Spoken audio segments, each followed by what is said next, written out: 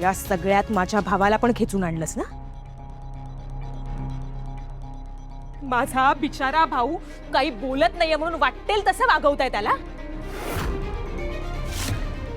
तू त्यालाही या सगळ्यात ओढलं, त्याच्यावर नको नको ते आरोप करतेस.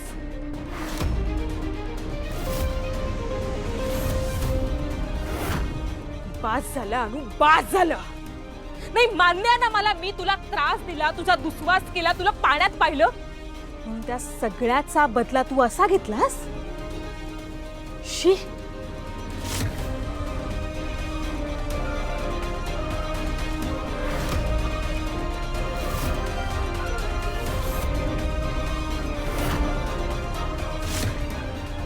खरं तर ना अनु, तुझा भाऊजींवर राग आहे. भाऊजींचा त्रास होत होता म्हणून हिने पूर्ण घराला त्रास दिला, हो ना अनु? हिने पूर्ण घराला त्रास दिला, माझ्या माणसाला त्रास दिला, आणि हे मी नाही हा अनु.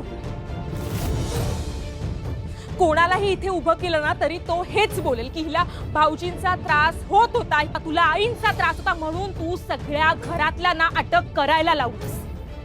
आई, तुम्हाला म्हणाले होते ना मी, ही अनु एक नंबरची लबाडबाई आहे.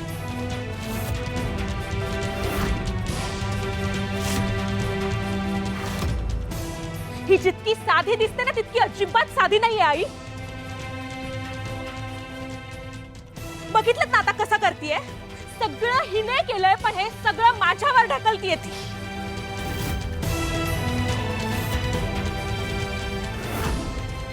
आणि ऐका ना, ह्या सगळ्यामध्ये ही एकटी नव्हती. हिला इडच्या लाडक्या मुलीने साथ दिली.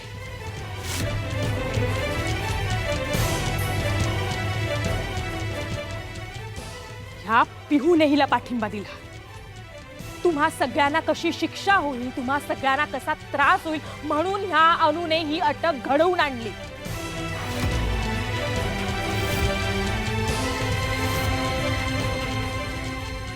पोलीस तुमच्या सगळ्यांचा कसा छळ करतील ना हे हिला स्वतःच्या डोळ्याने बघायचं होतं. त्यातून हिला समाधान मिळवायचं होतं, हो ना अनु?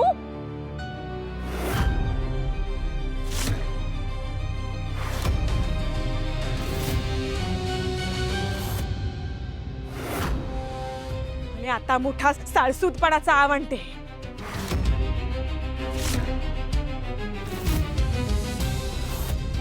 वहिनी, तुम्ही असं का वागलात? मला तुमच्या सगळ्यांची किती काळजी आहे. बघा बघा बघा, मी कसं तुम्हाला सोडवून आणलं आणि स्वतः या घरात परत महान झाले. हेच हवा होता ना तुला? आणि खरं तर ना, ही तुझी खूप जुनी स्ट्रॅटेजी आहे आणि हे न कळण्याची मी सुद्धा मूर्ख नाही अनु. भाऊजी हिला जंगलात सोडून आले होते ना, तेच योग्य होतं हिच्यासाठी.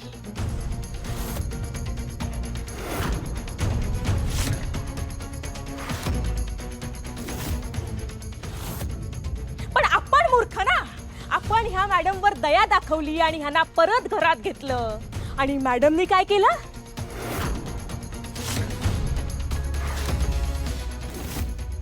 शेवटी मॅडमने त्यांचे खरे रंग दाखवले. कोणीही हिच्यावर विश्वास ठेवू नका.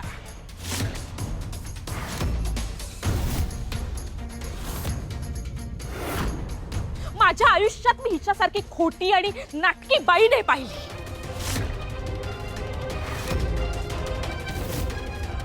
आणि आपण का ह्या बाईचं आपण सगळे का ऐकून घेतोय? ही बाई आपल्याशी किती खोटं वागली आहे हे विसरलात का?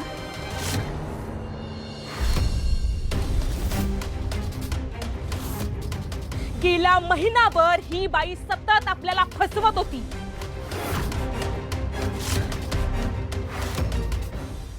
आपल्याला अंधारात ठेवून ही भलताच कुठल्या तरी क्लासला जात होती. आणि काय माहित आपल्याला, काय माहित ही क्लासला जात होती की दुसरीकडे